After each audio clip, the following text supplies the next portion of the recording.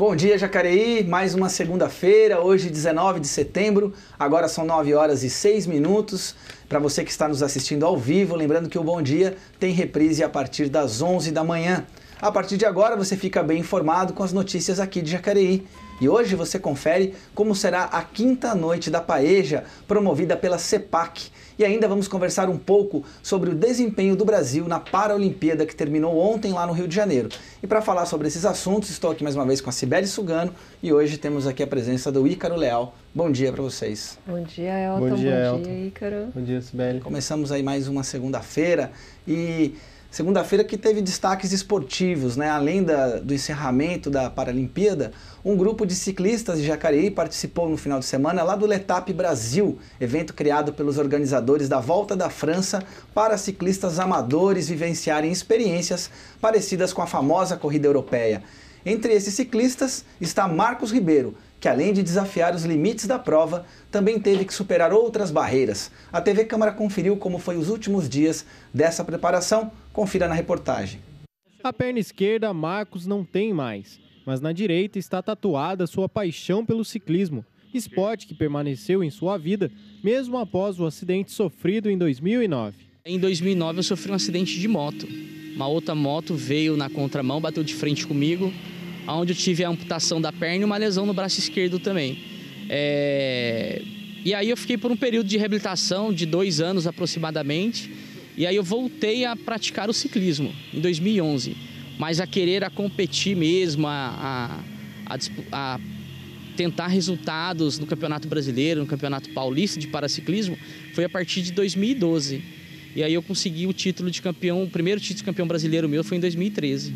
Em 2015, ele repetiu o título nacional e tinha índice para participar dos Jogos Paralímpicos, mas acabou ficando de fora da convocação final na categoria C1.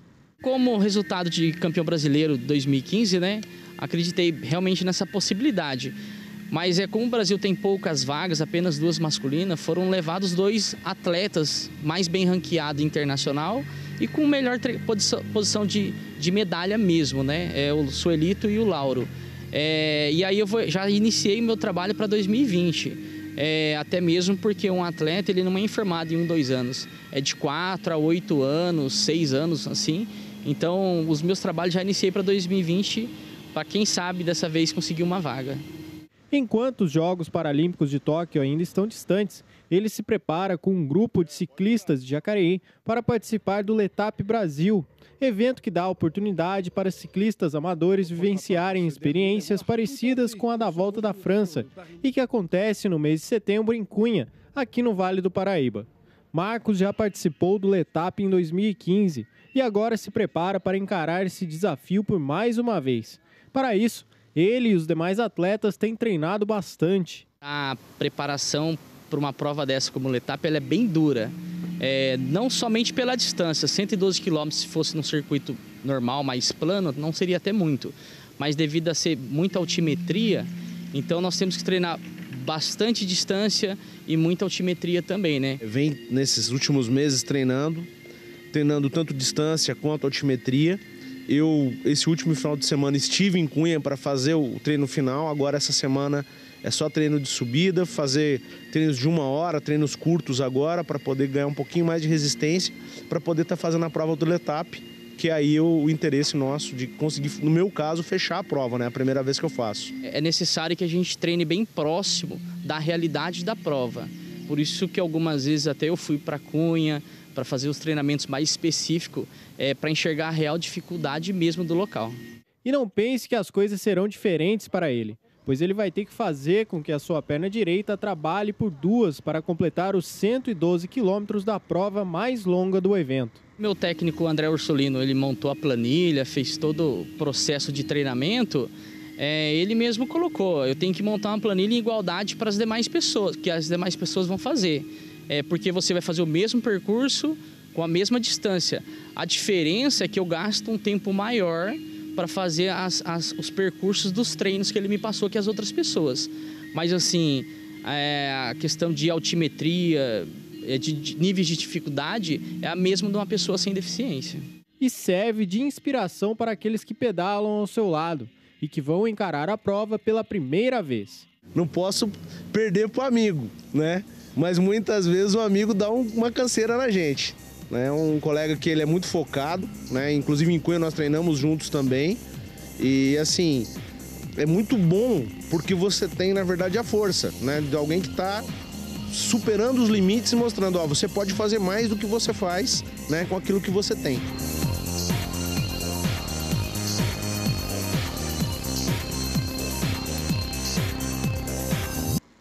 Isso. Muito bem, vimos aí, Ícaro, você fez uma matéria também sobre a preparação de outros atletas aqui de Jacareí para o Letap Brasil, depois o Marcos também, essa matéria que a gente viu só com o Marcos. A prova foi ontem, como é que foi? A prova foi ontem, ela teve 2.800 inscritos, né, aqui na cidade de Cunha, já é o segundo ano que isso acontece, né.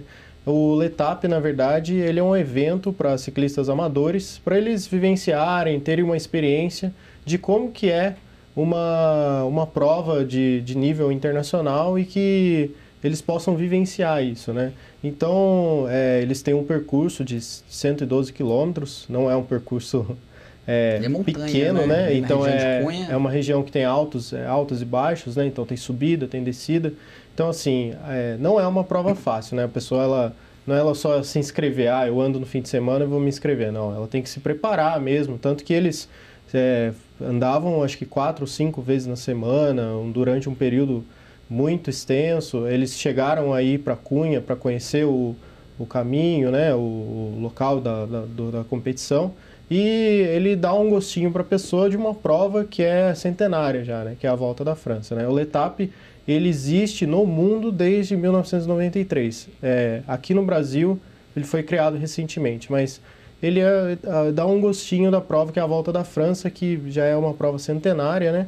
E que ele é muito maior, né? A Volta da França, são 20 etapas, são 3.600 quilômetros e são 22 dias de competição, né? Então, assim, se a pessoa gosta disso, ela pode até também ver qual a dificuldade que um atleta profissional ele sofre para completar a Volta da França, né? Que a gente sabe que a pessoa tem que realmente estar ali se preparando muito forte, né? E aí a gente vê uma história como essa, né? Do Marcos, que mesmo sem uma das pernas, ele pedala com uma perna e consegue completar uma prova. Ontem ele completou essa prova, os ciclistas de Jacareí. Foi a primeira vez que ele participou? Não, a segunda vez que ele participa. E a segunda vez que ele completa a prova. E eu achei interessante porque eu vi um vídeo na internet, o pessoal postando, até na timeline dele, lá em uma rede social, em que ele estava pedalando numa subida e a galera, todo mundo batendo palma, gritando, incentivando. Então, assim, ele supera o limite dele, né, do corpo, e também recebe já automaticamente esse desempenho, né, incentivo da torcida. Então é uma coisa muito legal, né? Você que conversou com ele, não sei se você poderia falar isso, talvez seria, né, o que você sentiu dele, assim, quais os desafios de alguém que não tem uma perna fazer um percurso como esse, que é longo, tem curvas, tem subidas e descidas, como você disse, o que você acha que são os desafios que ele tem que enfrentar? Equilíbrio, que ele precisa se forçar muito mais do que uma pessoa que está nas suas condições normais? Aparentemente, pelo que ele comentou, né, eu até perguntei para ele, como é que é seu treino, né? Você tem alguma rotina diferente dos demais? Ele falou, não, o que muda, na verdade, é que eu faço um movimento 2 vezes além do que uma pessoa dita normal faz, né? Porque ela faz com as 2 pernas, eu faço com uma perna só. Mas a rotina de treinamento é a mesma, né? Ele falou, porque o percurso é o mesmo. Então, assim, os desafios que ele iria enfrentar seriam os mesmos das outras pessoas. Mas a dificuldade acho que está mais pelo que dá para perceber, no psicológico da pessoa, né? Ele tem um psicológico, assim, muito bem resolvido, né? Então, isso para ele não é um motivo para ele ser diferenciado dos demais. Eu acho que falta isso, assim, não é que falta, mas essas pessoas que têm essas dificuldades, né, e tudo mais, elas têm um psicológico que consegue fazer com que elas consigam fazer esses exercícios dessa maneira. E a bicicleta dele é uma bicicleta normal? Normal. Ele só tem um suporte ali, né, para o que que tem ali da perna dele, né? Da perna amputada, mas é normal. É uma bicicleta normal como as outras. Como a gente vem falando aqui, para além dos resultados e medalhas, né? O esporte traz uma série de outras questões aí e outras conquistas. Bom, mas antes da gente seguir falando aqui, ainda vamos falar hoje sobre o encerramento lá no Rio de Janeiro das Paralimpíadas e também da chegada do Tó, que volta para a cidade de Jacareí hoje, vai ser recebido com festa lá no Parque da Cidade. Mas vamos ver antes como é que vai ficar o tempo aí nessa segunda-feira. Confira agora na previsão do tempo.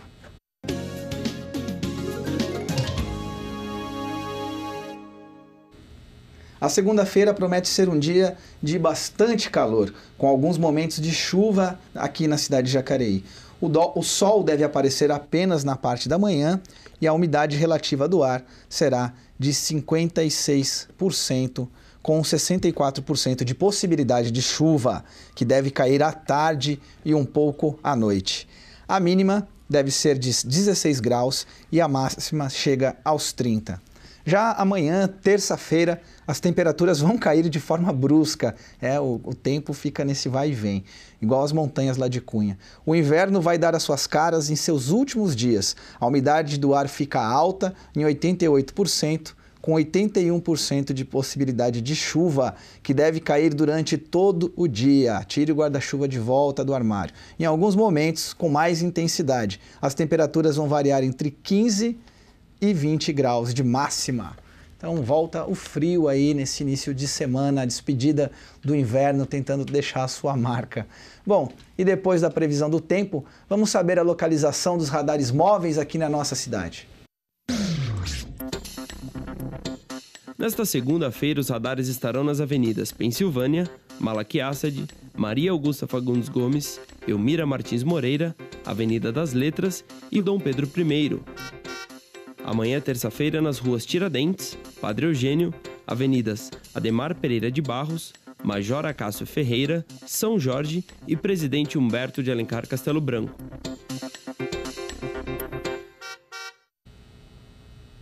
E daqui a pouco, depois do intervalo, vamos continuar aqui conversando sobre a Paralimpíada com o Ícaro Leal e a Cibele Sugano e também vamos falar sobre a reforma lá do anexo do Fórum de Jacareí, que você vai ter mais detalhes na quinta-feira. Não saia daí, Bom Dia Jacareí volta já.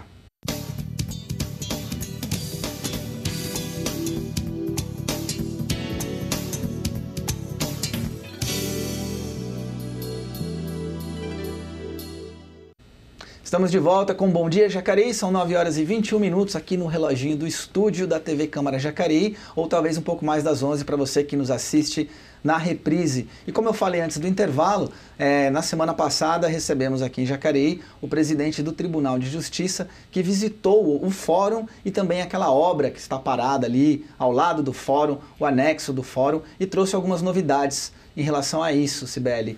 Quer dizer, o presidente do tribunal veio, é uma expectativa em toda a cidade, né? O que vai acontecer com essa obra, se ela vai ser derrubada, se vai ser terminada. E ele trouxe alguma novidade em relação a isso? Ele falou com a imprensa, né, num dia? Ele trouxe uma novidade bem interessante, que o prédio não está condenado, né? A gente ouvia muito falar que aquele prédio está condenado, vai ter que ser demolido, refeito, alguma outra coisa em cima, mas o presidente afirma que não está condenado aquele prédio e que as obras devem retornar sim.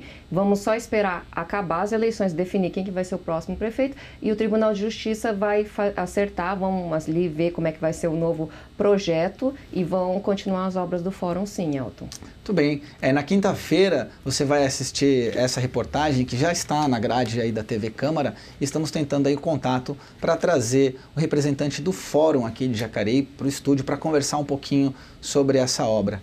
E se você gosta de frutos do mar e quer ajudar a fazer o bem, poderá saborear no próximo sábado, dia 24 de setembro, a paeja de mariscos e camarões promovidos pela CEPAC. Os detalhes quem nos traz é o repórter Haroldo Moser. Uma parceria entre o CEPAC e o restaurante Mirante do Paraíba realiza no próximo dia 24 de setembro, às 20 horas, a Quinta Noite Paeja.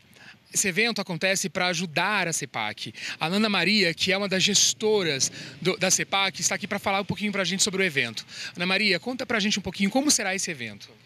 Esse evento acontece, vai fazer o 5º ano, né? É uma é uma noite bastante divertida. Nós teremos música ao vivo, até um binguinho para todo mundo brincar um pouco, enquanto espera o Valdir. Porque o objetivo essa arrecadação é para a continuidade dos nossos projetos e a manutenção, né? Porque nós temos uma contrapartida de 15 mil por mês. Né? A gente consegue ainda mais ou menos 7 mil, 7.500 entre sucata, nota fiscal paulista, aquela coisa toda, venda de bazar, mas não supre de forma alguma. E essa bola de neve está rodando. Então nós temos que... E o que acontece? Essa Noite da Paella ajuda muito a gente, porque ele é totalmente doação. Não é que a gente compra o material e ele vem só fazer. Até o azeite ele traz. Então, ele faz com o mesmo padrão, ele faz na frente das pessoas. Né? Então, essa arrecadação para a gente conta todo ano para realmente suprir um pouquinho a nossa contrapartida. Então, todo esse dinheiro é revertido para a CEPAC? Todo esse dinheiro é revertido para a CEPAC. E já tem, assim, para pagar as contas mesmo, né? Porque esse dinheiro, como era uma bola de neve, e ela vai pagando, né, as contas, e é essa contabilidade que nós temos que fazer, né? Como que faz para participar desse evento? Olha, nós temos convite na CEPAC, telefone 3951-1888, ou até pelo meu telefone, 97408-4200. Ou o telefone do Marquinho, que é 9701-3389. É só avisar que a gente está indo levar para a pessoa. E essa contribuição, assim, é muito grande para a gente. E além de vocês terem uma noite divertida, ainda a gente vai ter um binguinho. Não pode esquecer disso. Uns brindes muito bons.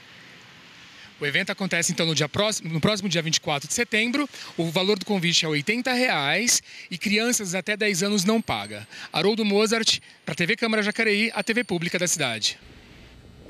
Muito bem, mais uma ação aí da CEPAC para angariar fundos. A CEPAC, que é uma entidade aqui em Jacareí que é muito conhecida, e aí tem um destaque, né, lá que o Tó, o campeão paralímpico, treina. Sibeli, fala um pouquinho da CEPAC para a gente. A CEPAC, ela tem quase 30 anos na cidade, né? É uma organização que cuida de crianças com deficiências neurológicas. E é muito legal o trabalho deles porque eles contam com 40 funcionários. Então, para quem conhece lá, sabe que é uma área imensa, com 40 funcionários. E eu sempre que eu vou lá, eu me pergunto como que vocês conseguem manter 40 funcionários aqui. E, segundo eles, todos registrados, né? Tem a infraestrutura que eles precisam ali manter também demanda muitos gastos.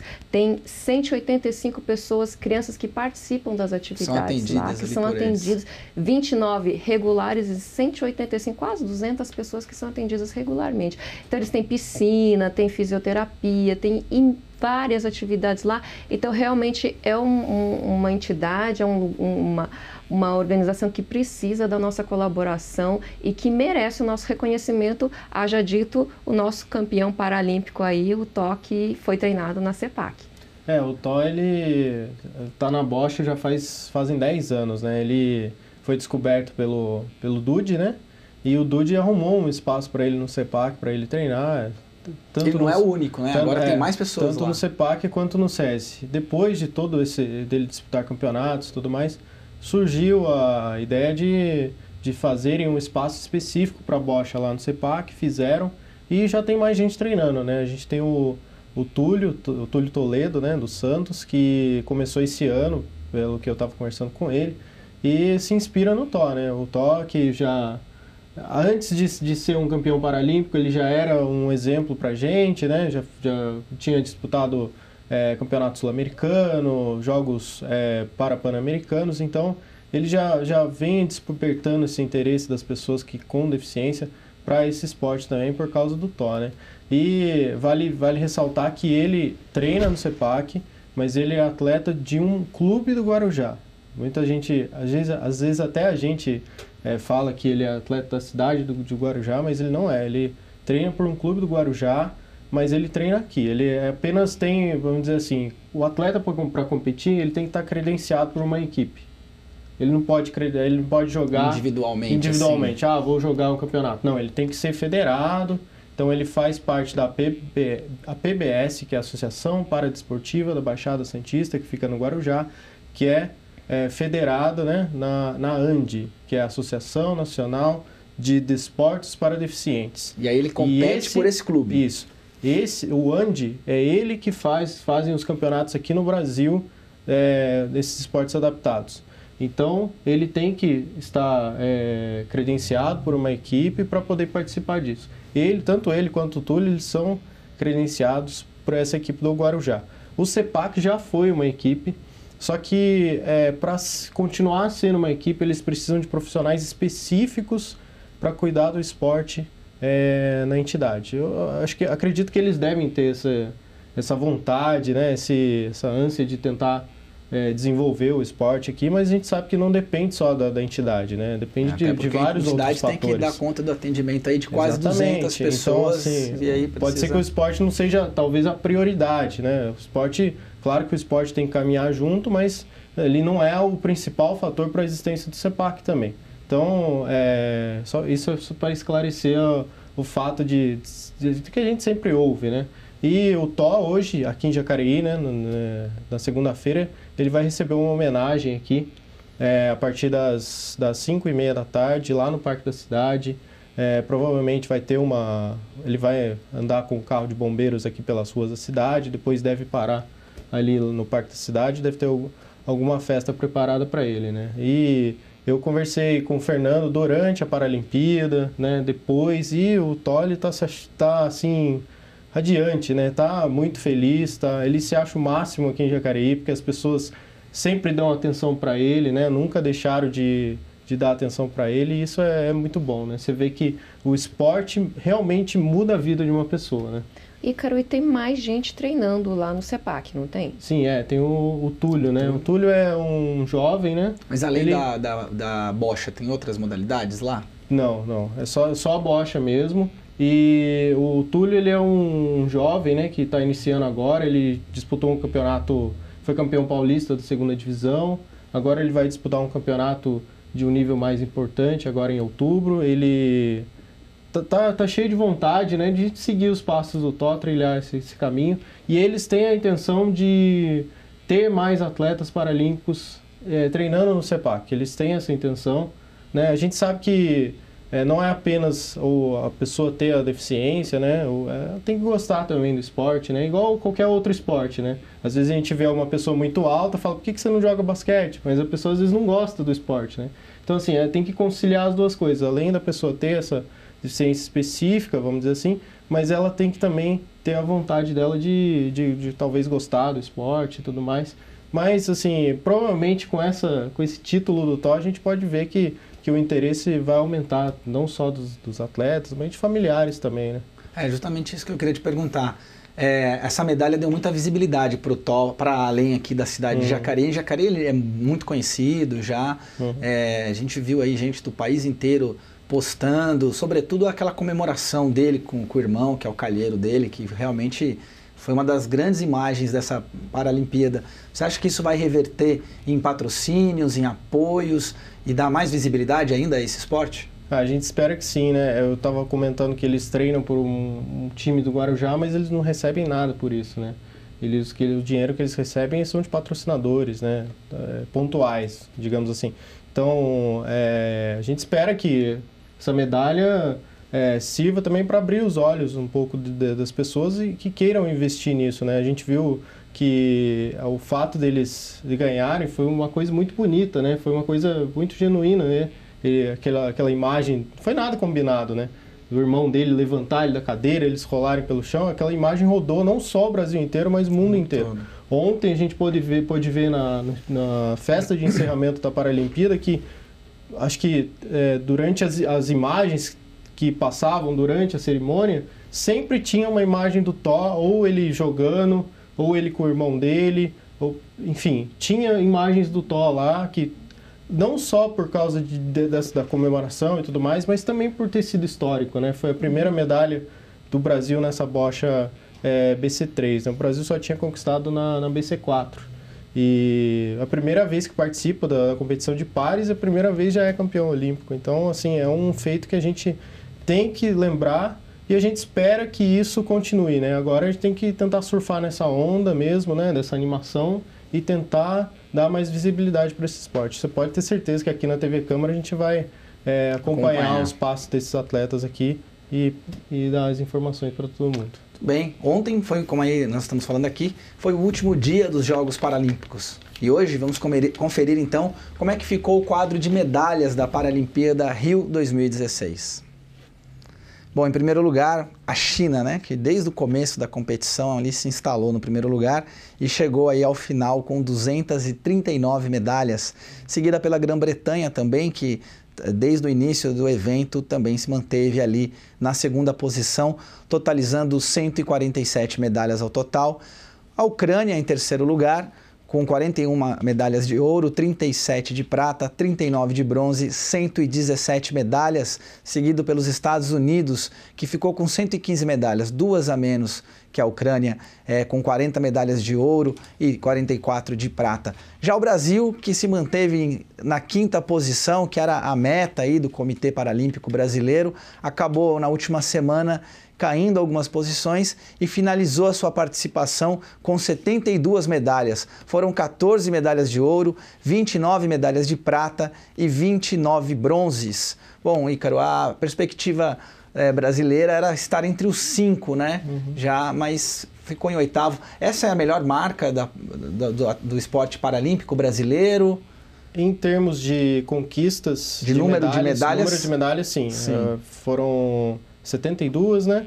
E em Londres, que tinha sido a Paralimpíada com mais medalhas, foram 43. Só que a gente diminuiu o número de ouros, né? Principalmente acho que nas piscinas, né? A gente teve muito mais ouros em Londres do que aqui no Brasil, né? Em Londres a gente teve 21 ouros no total e por isso o Brasil em Londres ficou em 7º lugar. Porque a gente sabe que no quadro de medalhas eles fazem o ranking lá de acordo com ouro, o valor prata das conquistas, e bronze. Né? Mas, de qualquer maneira, o Brasil conquistou, quase dobrou o número de medalhas. Tem mais atletas brasileiros levando medalhas, né? Exatamente. Conquistamos medalhas em esportes que a gente nem imaginava conquistar, como, por exemplo, a bocha, né? A gente não esperava, assim, que fosse conquistar uma medalha de ouro, talvez. A gente sabia que poderia ter uma medalha, mas não uma de ouro. Foi algo que realmente surpreendeu a gente. Mas, de qualquer maneira, o trabalho foi bem feito, né? A gente viu que o Brasil praticamente dobrou o número de medalhas, de 43 para 72, é quase o dobro. E a gente espera que os atletas tenham mais visibilidade mesmo, que as pessoas comecem a acompanhar, né? Porque eu estive lá no Parque Olímpico durante os 2 eventos, durante a Olimpíada, durante a Paralimpíada, e o sentimento foi praticamente o mesmo, assim. Eu acho que até a Paralimpíada foi muito mais legal de acompanhar do que a própria Olimpíada pela superação dos atletas, né? A gente vê coisas que a gente acha que era impossível de alguém fazer.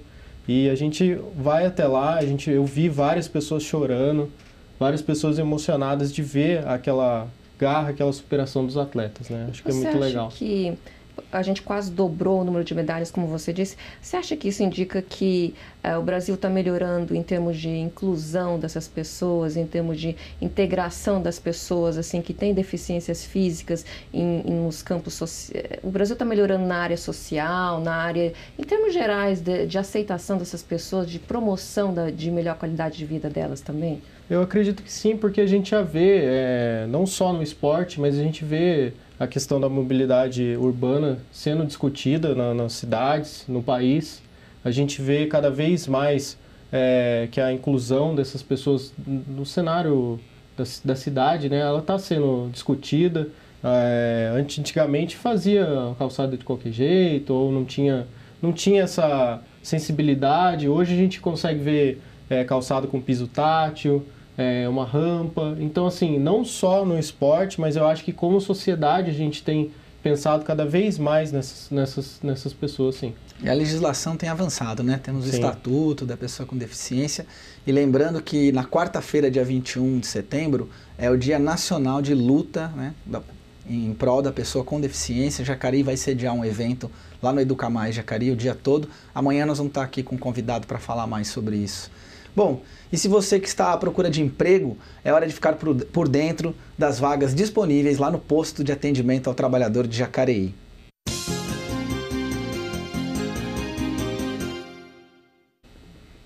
Bom, e as vagas que temos lá no PAT é uma vaga para auxiliar de limpeza, uma vaga para motorista de caminhão e, fechando aí as vagas do dia, operador de pá carregadeira. Lembrando que o PAT fica localizado lá na Rua Barão de Jacareí, 839 Centro, e funciona de segunda a sexta-feira, das 8 às 2 da tarde.